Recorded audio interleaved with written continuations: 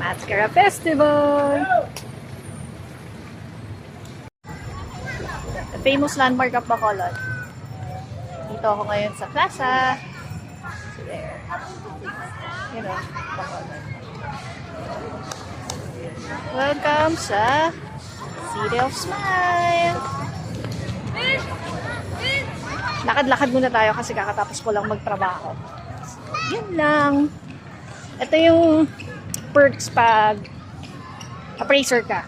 Nakakarating ka kung saan at marami kang makikilala at mapupunta ang mga lugar. Tapos, pag maaga ka natapos, pwede ka magpahinga. Kung gusto mong gumala ka. Ito yung plaza na tinatawag nila. Ito yung plaza ng Bacolod. There. Ang cute, no? Kasi dito sa probinsya, ang dami pa rin talaga tumatambay sa plaza. Unlike sa Manila, walang ganito.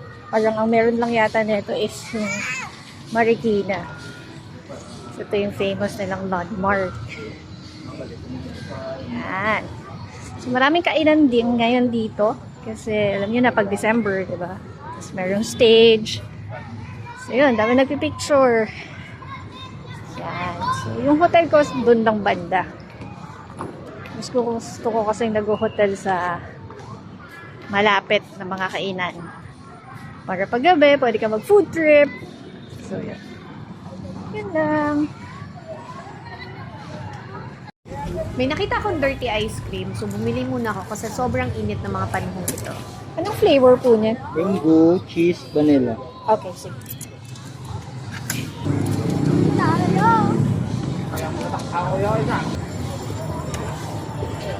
Thank you. Thank you.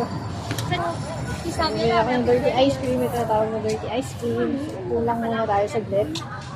Tapos kakain ako dito sa Country Style. Isa sa mga sikat na kainan yata dito sa Bacolod. So, yun lang. Kain muna ako, ha?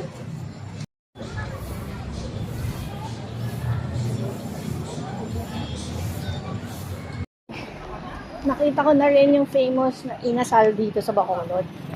Pinahirapan ako. Pero tingnan natin kung masarap talaga siya. So, mga inasal yun na dito sa area na to. So, hanap lang ako ng kainan na masarap.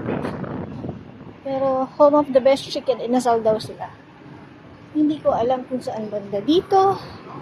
Pero, let's try. So, dito sa area na to, maraming nagtitinda ng inasal. So, mamimili ka na lang kung saan trip mo kumain. Pero ako, napunta ako dito sa may Tabsi Chicken Inasal. Ayan yung menu nila. So, talagang ang kinain ko lang talaga is inasal.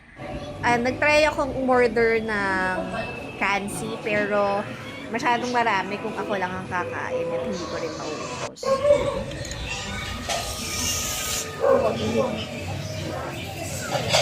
Ouch!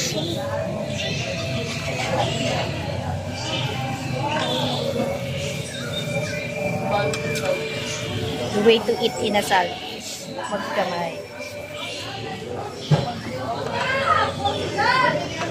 Lahat kasi sila nakakamay, so nakakahiyang hindi magkamay. Buti na lang may plastic. Tikman natin ang pinagmamalaking inasal ng Bacolod.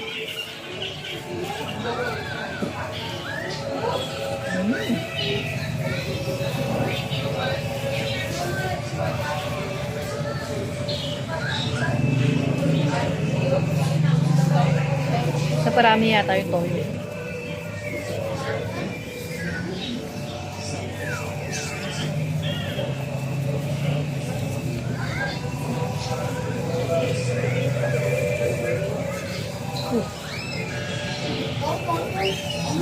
Init pa.